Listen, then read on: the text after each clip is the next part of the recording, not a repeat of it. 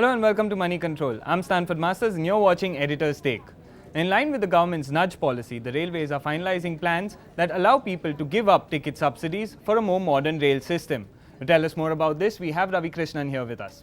Ravi, hi. Hi. So tell us, what are these proposals all about then? Well, as you rightly said, the government has had some bit of success with the LPG giving up subsidy thing. Sure. So they want to extend the same scheme to the railways.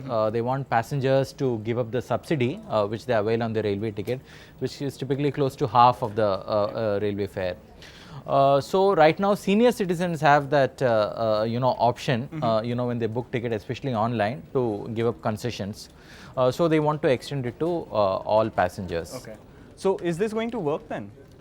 Well, what is the railway trying to do by doing something? So currently, there is a huge gap between the fares they get and the cost the railways incurs, on transporting passengers.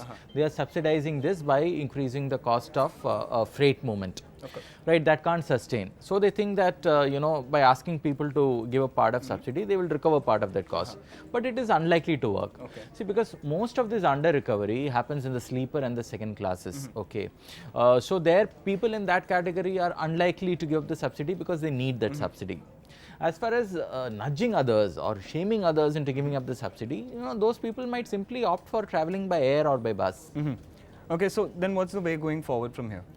Well, see, increasing fares is you have to increase fares. Okay, now that is a very politically sensitive thing. Remember how Union Minister for Railways Dinesh Trivedi had to resign, after he hiked fares some 5 years ago and all.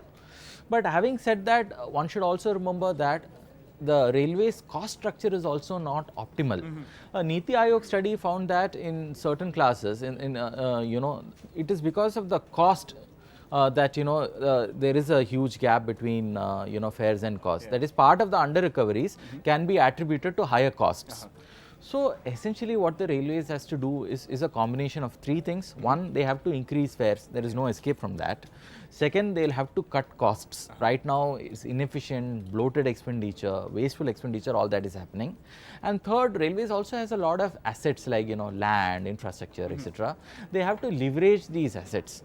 A combination of these three, will help the railways, financials more than simply by asking people to voluntarily give up subsidy. Okay, thanks a lot for that, Ravi. Well, that's a wrap on this edition of Editor's Take. For more news, views and updates, stay logged on to moneycontrol.com. Thanks for watching.